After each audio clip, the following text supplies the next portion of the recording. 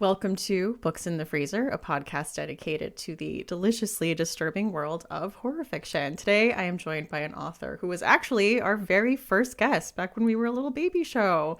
So, here to talk about her novel, Such a Pretty Smile, is Kristi DeMeester. So, welcome back to the show.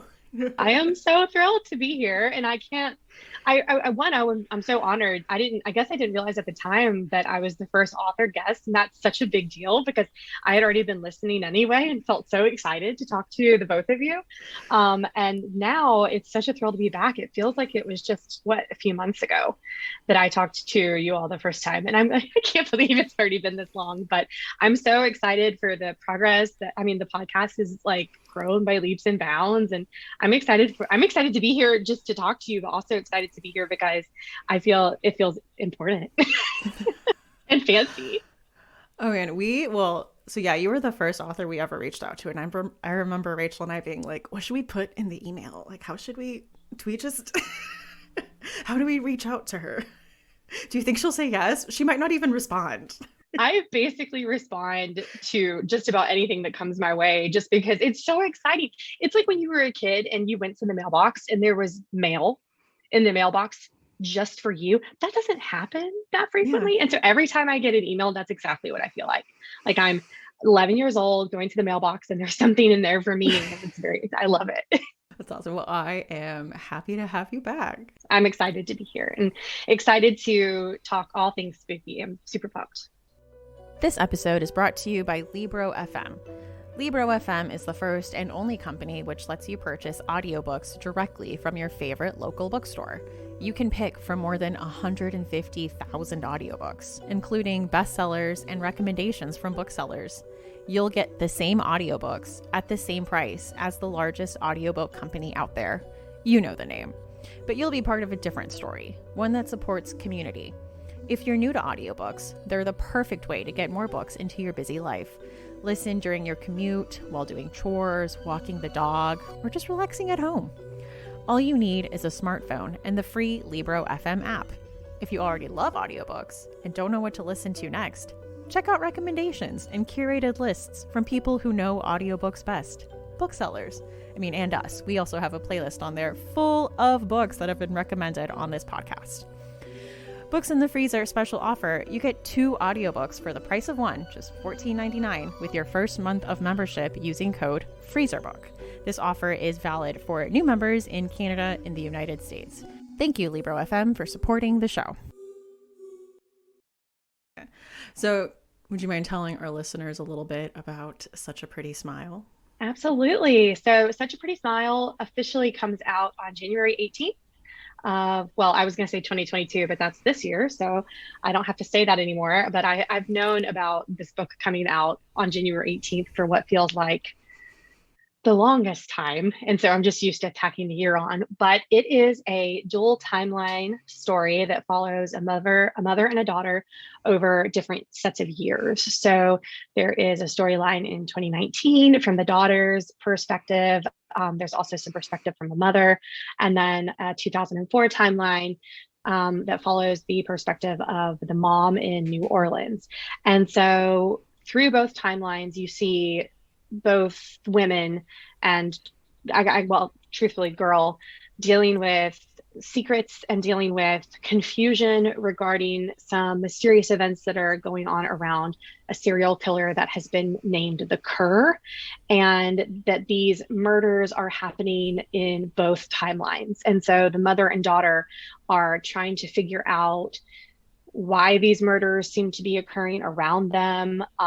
The daughter is trying to kind of untangle what it is. Maybe her mother seems to know about these murders because her mother clearly seems to have some secrets regarding some things that happened in her past that she refuses to tell the daughter. And as the mom and the daughter, and I could just call them by their names, I'm sorry. The mom is Caroline, the daughter is Lila. But as Caroline and Lila try to uncover and unpack these secrets, these strange things start happening to the both of them, where they are calling into question their mental capacities and also whether these weird things that are happening are real or not. And eventually those things become a threat, and trying to determine what that threat is.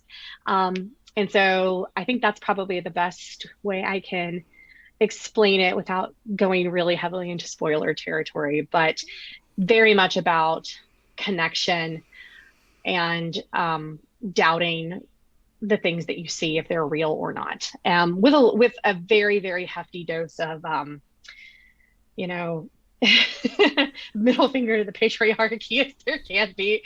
Of It's very much a feminist novel, so if that is offensive to anybody, I would suggest, well, maybe not the book for you, and that's okay. But otherwise, I think it's a fun one. I would agree. Definitely very feminist. I was going to ask, yeah, this book covers a lot of heavy stuff. We've got mental health, we've got misogyny, we got motherhood. I mean, is it hard to get in that type of headspace to create something like this? It is. And as I was writing it, the wonderful thing is that I learned so much about myself as a writer during this process, not just as a writer, but as a writer in editing. And that when you are taking on these myriad of topics or these very layered ideas, that it has to be approached in that way, in these very small chunks and these very layered methods. And so you may have a thought of and go and write the scene or write the chapter in one specific way, and then have to go back through in that editing process and start layering and start layering and start layering. And so I learned a lot that my previous method of just flying by the seat of my pants doesn't really work anymore. And that in order to create something that has more depth, I have to be open to the idea of extensive editing, revisiting until I think I'm going to scream, but that ultimately, hopefully it's a better novel for it, and it's worth it in the end. So yeah, it was a very different process this time around. Yeah, I was going to ask, was it different, like with a bigger publisher? Like, was it a lot of like back and forth? I mean, what was that like? It was, and I feel so lucky to have probably the best people in the world on my team. I love my agent, Stephanie Lieberman, is a powerhouse of a person, so smart. And I mean, I regularly get so intimidated every time I talk to her because she's so incredibly intelligent. But then also my editor at St. Martin's, Alexandra Sahusler, is equally this just incredibly intelligent woman. And so it was a very different process this time, just because there was a lot of collaborative feedback and input and nudges in the right direction that I don't think I could have done it on my own, of making the book what it is without their feedback and input, because they just were able to take the idea, the core, the raw material that I had, and point me in the right direction. And it was a process that I was not prepared for, because I didn't anticipate it. I had no idea of what something like this would look like. But I feel very lucky to have had such good people in my corner. They are amazing. Well, that's great. I mean, it all came together in a little package. Yeah, yeah, yeah. And I hope that people enjoy it and get something out of it, because I had a great time writing it. So I did reach out to Rachel and ask her if she had a question for you. So Rachel wants to know, what draws you to writing characters that don't fit into societal norms? Oh, that one. I would definitely have to say that has a lot to do with me as a person. And I'm drawn to characters like that because I was that person. And I mean, I feel like I still am, of where I remember being a kid and all the things that I was told I was supposed to like, I didn't like those things. Or all the things that I did like, people would go, ew, that's gross, or oh, that's weird. And I've always found those people more interesting, that they have a broader worldview, that they have more to say. And that's not to say that I don't have the basic bitch in me, because I absolutely do. I love a pumpkin spice latte. I love a over the knee boot. I love all of those things because they're I mean, it's sugar. Come on, sugar is delicious. And but existing outside of that kind of societal norm, you find your fellow band members, so to speak, and you want to, beat the drum for them. And because I was that kid, I can't help but want to write about those people. I mean, I think it's important for people like that to see characters that they relate to, that they feel like were written, just for them. Oh, absolutely. Well, and I think that a lot of the time in really popular mainstream stuff, and I think we're getting better about having main characters, not secondary characters, or the best friend or the side character who is a little bit outside of what people deem normal, that we're starting to see more main characters that are told from that perspective. But I would say that a majority of the population has felt outside a lot of the time. And to have, like you said, that connection is super important, because there were a lot of times growing up where I would read something and I'm like, that's not me. And that's not the kinds of things that I think or the things that I like. And it's hard to see when you do find those things, you are drawn to them, which is, I mean, how I ended up here in the horror realms. Do you remember who the first character was that you like really related to or saw yourself in? Oh my gosh. Okay. So this is probably, and I don't know if it's not horror, but it definitely is that kind of outside of the realm, not the normal girl, would have been probably Lucy in The Lion, the Witch, and the Wardrobe.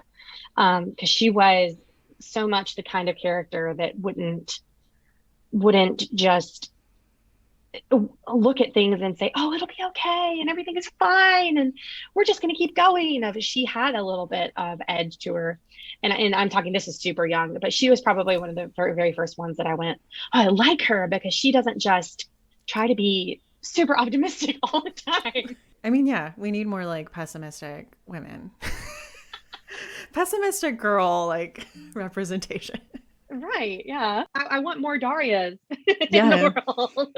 Oh, I wanted to ask. So Caroline is a sculptor in this story. Did you bring some of your own personal experience as someone who has a job creating art with your candles sent from hell? I don't know if listeners know, you do have a shop where you sell horror themed candles. I do. And so I like how you phrased that question, of that the act of creating art.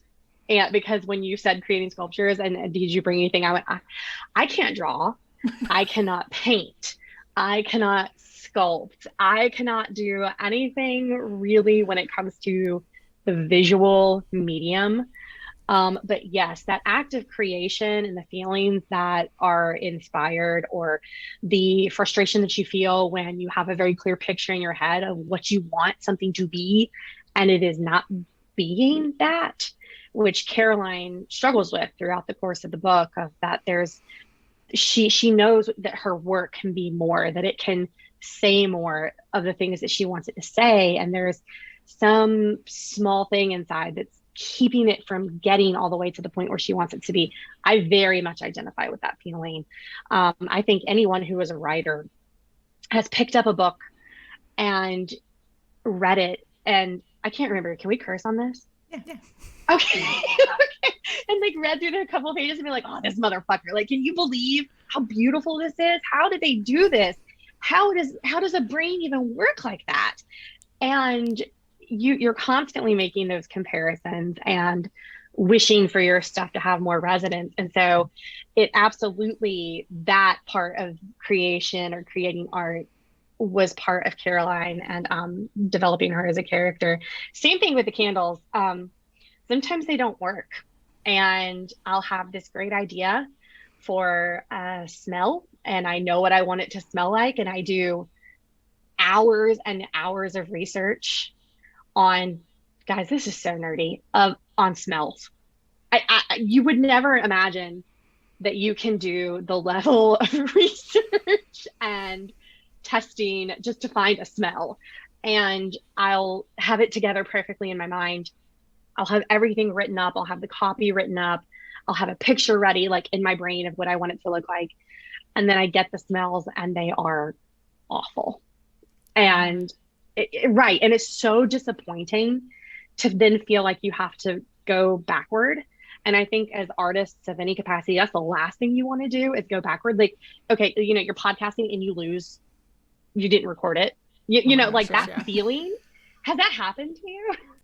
That hasn't happened, but I have had some where like I thought the other person was recording their side and I didn't record like the meeting, and luckily the one time it happened we caught it and we just kind of went over everything again in the back end. But that stuff is so frustrating. And because this podcasting is an art to me. I couldn't interview people.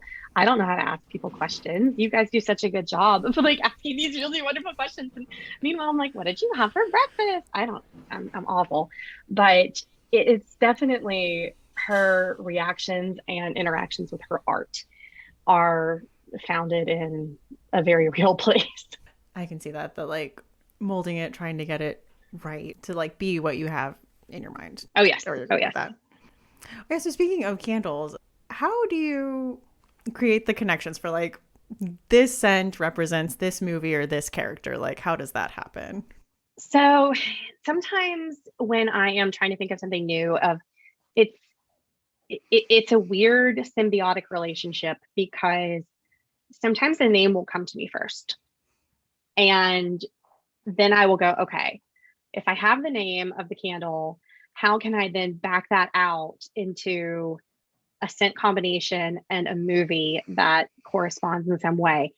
But mostly it is, I want the smell to evoke the feeling and the mood of that film or of that novel or of that horror character or person. And this is where it does become a little personal to me, because in my mind, it's like, this is what I think is a smell that is associated with it. Or I'll try to go along with a smell that is something that I think would, like, if you were living in the movie, this is what it would smell like. And so like Stickmen in the Trees is my Blair Witch candle. And so I knew for a fact, I want this to smell like you are in a forest at night and it is damp and it is incredibly, incredibly dark. Like that's all that I knew. And I went, okay, what are those smells? And so, it's like, okay, well, oak moss has to be in there because there's that damp earthy kind of smell. And then sandalwood needs to be in there because that brings a depth to it that's a little bit woodsy. And so it's like I'm trying to build it out from, this is what it's going to, if I was in this film, this is what it would smell like. Or sometimes they are puns, which is awful, but I can't help myself. And one of my very first candles is inspired by one of my favorite moments in one of my favorite films called What We Do in the Shadows, which is like, I mean, that is one of the movie, it's like my favorite of all time. But so yes, nighttime, when I can't help it. I was like, I have to do it. I have to do a time scented kitchen candle. It's called Yes Nighttime. So when it's there, you got to do it. You have to do it. And so it really comes from all over the place, but I would say 75% of the time it's based on what I think it would smell like to exist in that world. Has there been any like surprise hits, like candles that sold a lot that you're like, oh? Yes. So my candles for The Shining have sold better than any of my other ones.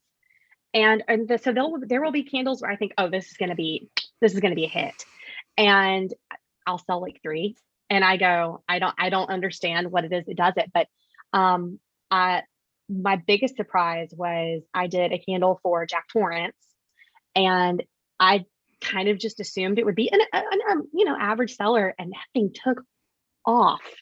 And it's personally one of my favorite smells because it's like, it has plum accord in there, bourbon, tonka bean, and like white maple wood. It's like if maple syrup tapped directly from the tree, got married to bourbon, and like vanilla ended up in there somewhere. It's just it's not sweet though. It's really, really great. Something about the picture, which I was like, I thought it was a shitty picture, to be honest. I was like, this works, I guess. But it was I printed out on cardstock the carpet from the hotel and a glass of whiskey and the candle, and that was it. And people were like, this picture is amazing. And I'm like, that was the laziest thing I've ever done. It worked. And I said, okay. I love that. And then the times where you spend like hours getting everything like just right. Oh yeah. It was like me. But that's okay. I don't mind. I enjoy doing it. So I never feel like I've wasted my time. That's cool. I love that. I do love the pictures and the flat lays. They're fun. Oh, Rachel did have another question. She wanted to know if you have a fear of dogs because of the book. No. So that is a very unusual thing. I love dogs. I've had multiple dogs throughout my life. I have a dog now, and I've never had a fear, but in the development of the book and trying to give a very grounded in reality fear to a very violent threat, I could not, the very first thing that came to my mind was the idea of beast, beast, beast, beast. And for a long time in my mind, the serial killer, the cur, as it's named in the book now, was the beast in my brain. And because that feels so viscerally intrusive, it feels very violent, it feels very aggressive, it feels very frightening. And as I was going back through and editing in my mind, I can't call him the beast because that's like Disney. And that's where people's brains are going to go. And they're either going to go there or they're going to go to like James McAvoy and Split. So I have to have a different name. But I was like, you can't say dog because dog is so friendly. And wolf feels werewolfy. And I don't want, like, even though there's werewolf undertones in the book, this is not to me. You know what? If readers want to call it a werewolf book, please. Like the author is not here to tell people how to interpret books, but I just I need something that implies violence. I need something that implies fear. And so once Kerr came in my head, I was like, how is it ever not this? But no, I have no fear of dogs, but I am afraid of man dogs. So, because I keep seeing those pop up in some of these like supernatural cryptid websites of people having sighting of man dogs, and that freaked me out. And so I was like, okay, this is a good image. I like this. What is a man dog? Please do tell. So people, a lot of people, kind of in the vein of, Mothman and Bigfoot, people have reported sightings of they'll be, driving home alone at night and in a wooded area, and they'll see just something standing in the trees. It's like it's standing on two legs and looking out, but it has like a wolf face, but it's a man. And I'm like, that freaks me out. It's the guy from Creep. Yeah, man body wolf face, which to me isn't a full werewolf if it's something in between, because werewolf is far enough removed into Monsterville to where I go, yes, scary, but not real, possibly. Yeah. Whereas man wolf, I'm going, I don't know. I mean, could be. I got you. That is. Ugh, like imagine driving and just catching a glimpse of that in your headlights. Exactly. Because it's always those green eyes. When you see that reflection hit you back, you always go, could be deer, could be something else. I don't know.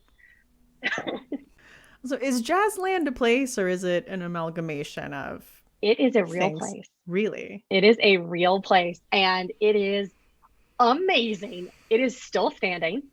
It's the abandoned Six Flags theme park in New Orleans.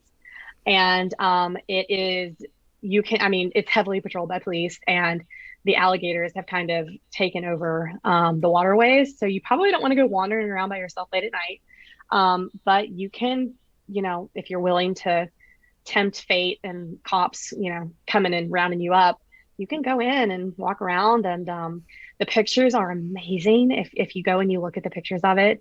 And it's a really unsettling series of images just because it's discordant because it's this place. I think everybody has a feeling and an image of a theme park in their brain, and you know what that looks like. And then to see an image of what you expect it to be, but it's decayed and degraded, and it clicks a weirdness in the brain. It's almost like like uncanny valley, where you go, not right, that's not right, and it really unnerves you. It's so cool though. I actually think they might have filmed Zombieland there. Really? I think so. I feel like I remember reading that somewhere. I'm gonna have to look pictures of this up. It's so cool. It's the neatest thing. One of the best images is of there was a kind of a Mardi Gras section, and one of the clowns, there was a big kind of like the French clown head, and it has fallen over and it's just laying there kind of all cracked. Oh, so scary.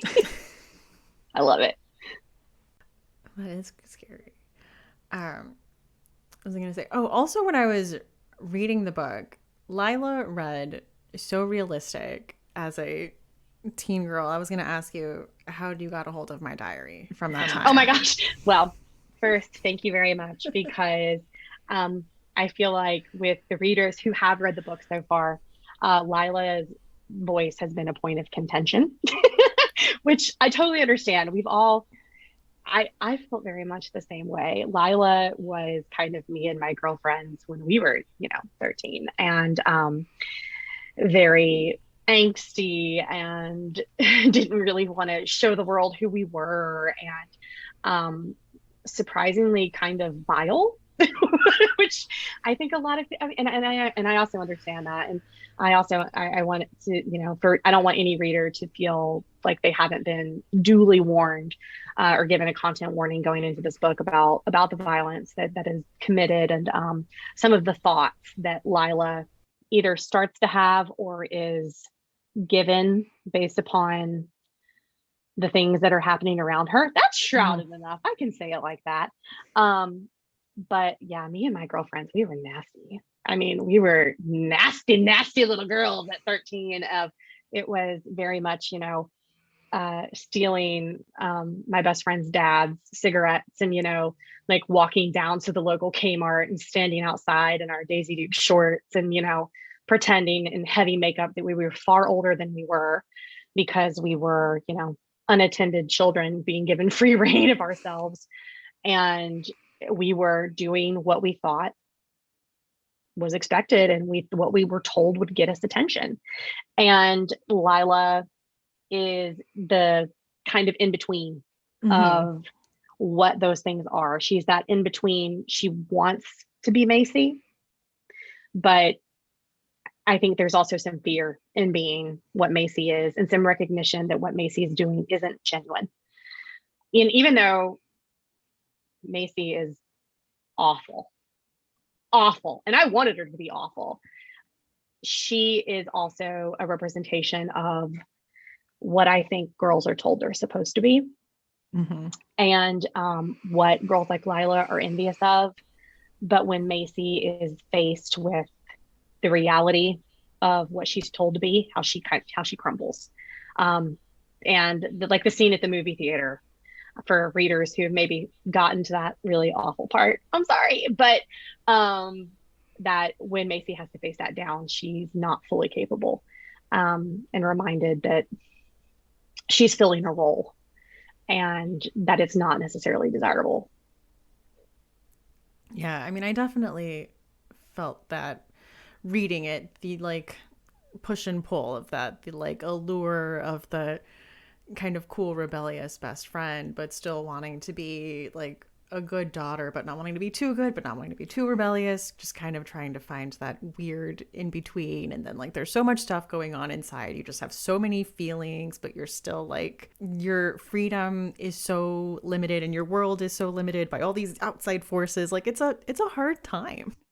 Oh yes, absolutely. That is an age I would never want to go back to. I know, and I used to be a high school teacher, and I would have students be like, "Oh, when do you want to go back and like relive your teen years?" I'm absolutely not. Those were the worst years of my life. 23, absolutely.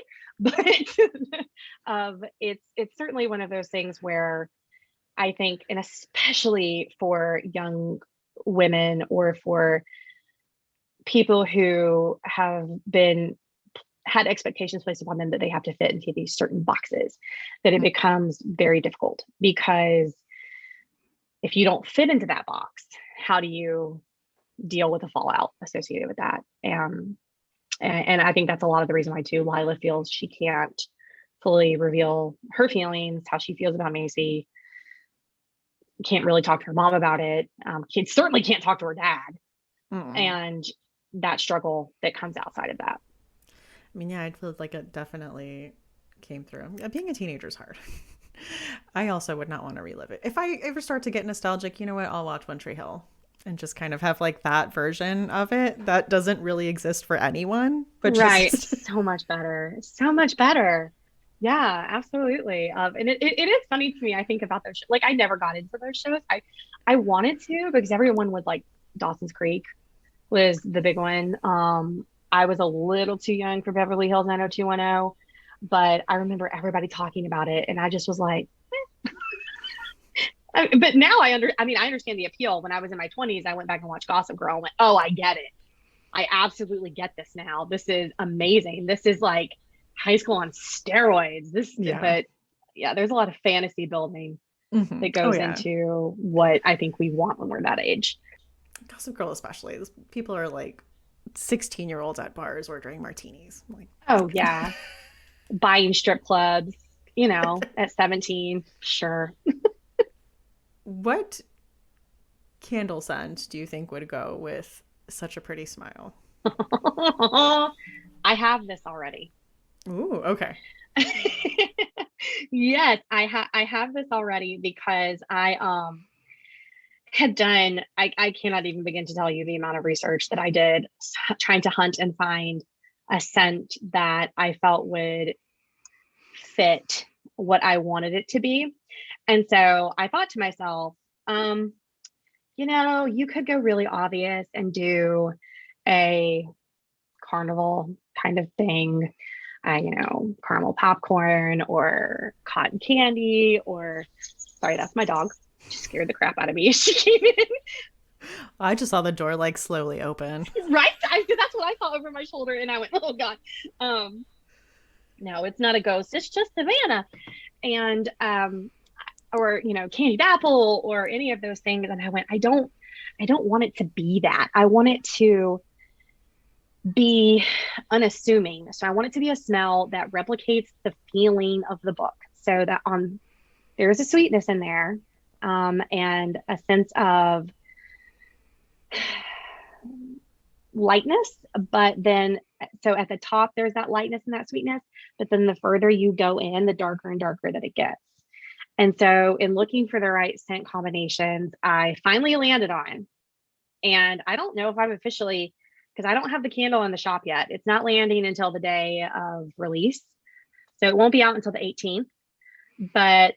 And I don't think I've announced the actual scent profile anywhere. I've definitely hinted at it. The official scent profile for the candle for Such a Pretty Smile is sandalwood, amber, Sichuan pepper, which you would think would make it spicy, but it doesn't. It gives it like a sharp note, which for me was like toothsome and a little bit sharp is the best word that I can think of. It's bitey a little bit. There's vanilla in there, cardamom to kind of give it a little bit of that mellow note, tonka bean, and then that sweetness on the top is rosewood, and then the really, really dark at the bottom is vetiver and oud. So it was like all of my favorite smells come together, and so it opens up, and you get this kind of brightness of the Sichuan pepper and the vanilla, and then it like very quickly mellows with the tonka bean and the cardamom, and then there's that weird bite in there, and then it gets really dark. And I was like, this is everything I want it to be. So it took me too long to find the smell. It took me 6 months. Oh, wow. And I'm not kidding. I'm trying to figure out exactly what I wanted it to be. So I am very grateful that I landed on something finally. I like that. I mean, at least it's not like wet dog or something. I should have. I've often wondered, should I do like a joke candle? Should I do like, a split pea soup scent for The Exorcist and Reagan? And then I went, I don't know. I mean, that's fun to give as a gag gift, but nobody's going to burn it. That's gross. It would be interesting. I wonder how they would sell. I feel like there could be a market for it, and we just don't know. And I just don't know. Yeah, maybe there's some, slice of very nuanced. Maybe people really like that smell. Not me. I had a bad experience with split pea soup when I was like 9 years old. I never touched it again. I've never had it, but then I watched The Exorcist, and I'm like, I don't know that I want to. Now I have no desire to ever order it at a restaurant or ever make it. So No, What is a book that you would put in the freezer? A book I would put in the freezer. Currently, oh gosh, I feel like I'm constantly going back and talking about the exact same books, but I can't help it. No, I have a better one. No, I cannot remember this author's name. It is The Water Cure by Sophie McIntosh. There we go. The Water Cure by Sophie McIntosh. That was probably one of the last books that gripped me to the point where I think I read it overnight. And it's so unsettling and kind of like a slow creep where by the time you realize the monster is in the room, like you don't know the monster is in the room with you now. Like it is just boom, and then it's there because it's beautifully lyrical, and it almost lulls you into this very like kind of dreamlike state. But then all of a sudden you also realize there are these terrible, terrible things that are happening. And then there's one other one that I would put in the freezer. Oh dear Lord, why can I not remember anything that I've read? And now I'm completely blanking on it now. I can't remember the name of it. And it was so wonderful. I can literally, Camilla Bruce is the name of the author because I can see the cover in my head. And poor you, I'm so sorry. You're like this woman. Like, could you please prep better? Yes, You Let Me In. You Let Me In by Camilla Bruce was so like, I like, you got to put that thing on ice because it's unsettling at the surface, and then when you realize that it's allegorical, it's like a gut punch.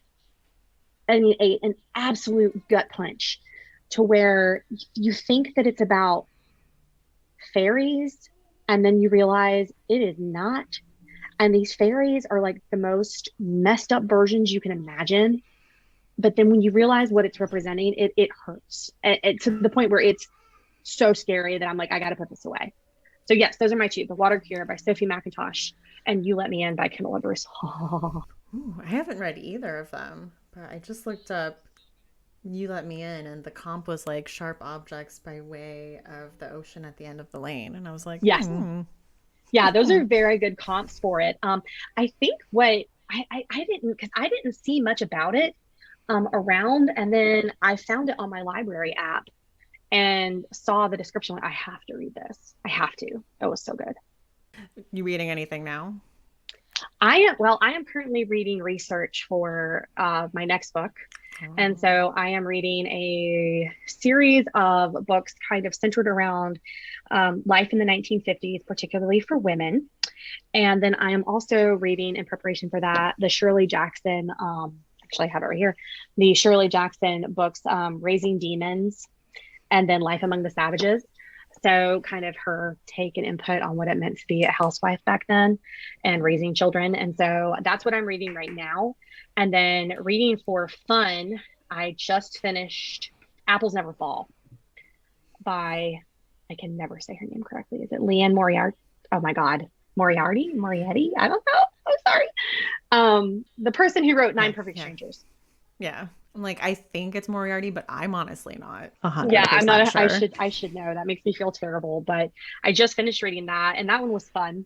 Just kind of a quick, rip through thriller. So those are always what I'm reading now. Oh, I am fascinated with that research about your next project, though. Yeah. So I've done now a snake book, and a dog, or I guess I should say beast dog book. And now I'm doing a witch book. So I'm very excited. Oh, fun, fun, fun. As is tradition on the show, we like to ask our guests for a chilling obsession. So what is something you have been enjoying recently in horror? One of my favorite other podcasts to listen to, other than this one, is a podcast called Guide to the Unknown. And it is a brother and sister team who I cannot, they are so incredibly funny together. I was actually listening to it today while I was working on candle stuff. They were talking about Riverdale. And I was just having an absolute blast with that podcast. And so they talk about all kinds of spooky things. So that could be films, that could be haunted places, that could be cryptids. It really runs the gamut. And I laugh every time I listen to that podcast. I cannot recommend it enough. It's wonderful. They are so fun. Yes. It's like a comfort listen for me. Yeah. It really does. It feels like a cozy, I'm slipping into, a cozy blanket, and I have slippers on, and I've got hot chocolate, and I'm just going to really enjoy this next hour of my life. I love that podcast.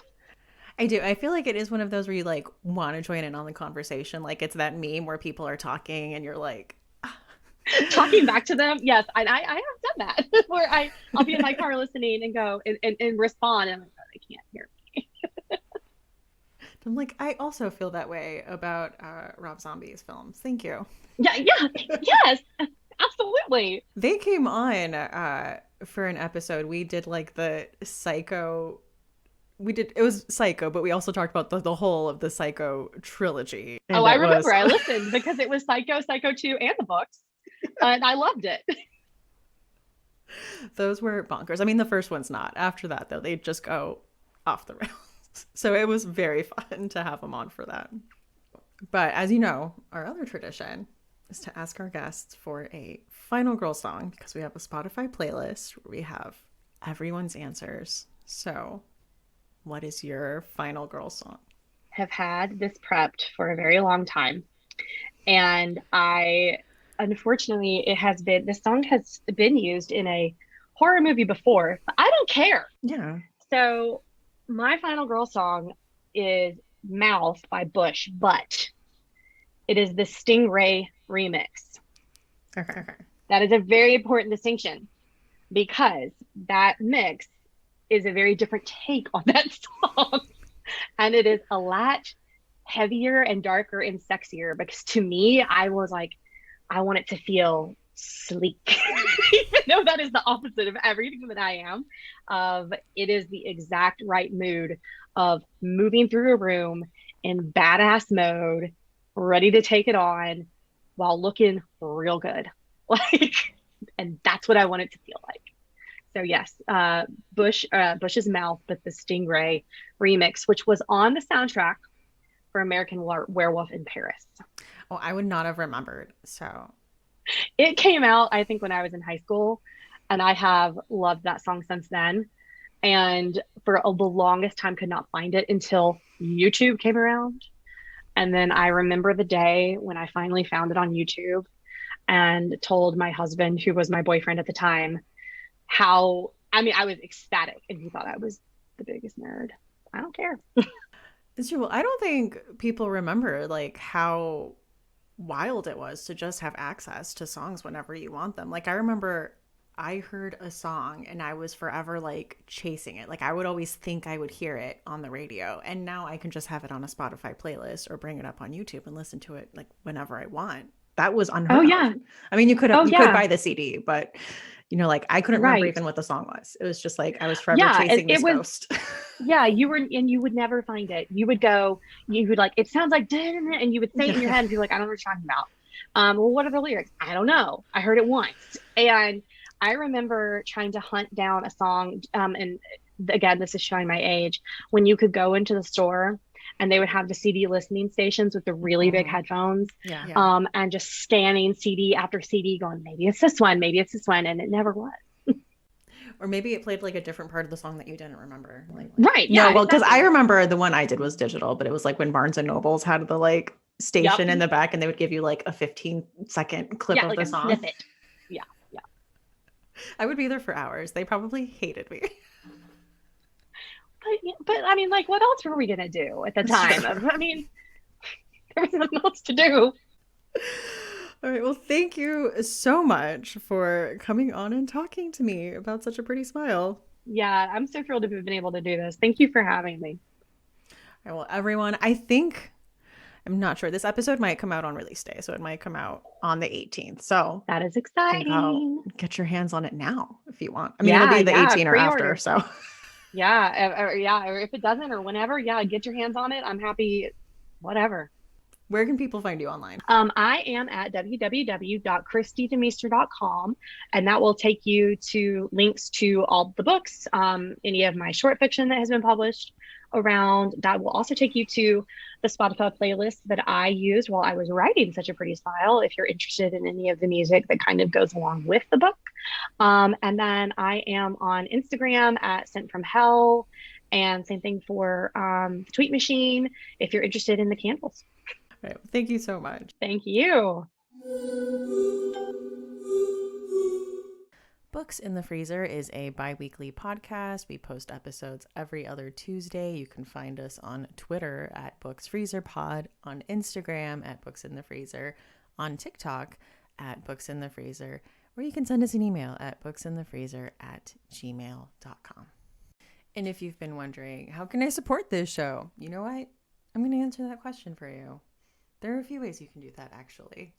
One of them is to be a Patreon supporter at, Patreon. There's 3 levels. There's like a $1, $3, and a $5 level. And now, like, Patreon is allowing you to do, like, annual subscriptions, and you save, like, 10% off. It's a pretty good deal because the $5 a month, which is the highest level for a whole year, is, like, $51. So not bad. Get to do like a one-time payment and support a show for a whole year and get all the $5 perks for a year. Pretty good deal. So you can look online and check out the perks that come at the different levels, like group chats, movie nights. For $5 Patreon supporters, I'll say like who the next guest is going to be and open it up to questions to be included in the episode, so you kind of get to be more involved in that process. At the $1 level, you get like early release episodes. Also, at the $5 level, my husband and I have been doing this series where we've read different books and have watched the adaptations. Like we did The Stand, we did Dracula, and we just did Haunting of Hill House and watched the Mike Flanagan show and did some episodes on that. For our next pick, my husband wanted something that was like kind of dark nonfiction. So I know, well, by the time this goes up, the poll's not going to be active now, but there's a poll going on right now to try to figure out what our next nonfiction book should be. So again, if any of that sounds interesting to you, you can check that out at patreon.com. Another way to support the podcast is to use the Amazon link that is in the show notes. You just click the link, it takes you to Amazon, you do your normal shopping that you would normally do, and a small percentage of that goes to help the podcast. Recent purchases that people have made this week. Let's see, it looks like some reusable straws and dog toothpaste. So that's fun. Yeah, I mean, it's Amazon. You can get all kinds of things, obviously. You know what it is. So thank you again to those of you who use the link. But what if you're thinking now, okay, I would like to support the podcast, but I don't have extra money to do so. That's totally fine. You know, there are some ways you can support the podcast for free. You can leave a rating or review. Usually I say on a site like Apple Podcasts, but also recently Spotify has released rating systems for their podcasts. So if you're a Spotify user like I am, it's very easy. You don't type anything. You don't like leave a review. It really is just a star rating, and it's very quick. Like you click it, leave the star rating, submit, super quick. So honestly, doing that would be a big help for the podcast. Obviously, the more ratings you get, the more visibility you get. So thank you to those of you who have taken the time to do that already. And of course, leaving a review on Apple Podcasts, which does allow you to say a few words, if you wish, about the show. I'm Stephanie. You can find me on Twitter at lady_gagnon. That's LADY_GAGNON. And on Instagram at That's What She Read. And that is That's with 2 A's. So thank you so much for listening, and see you next time on books in the freezer.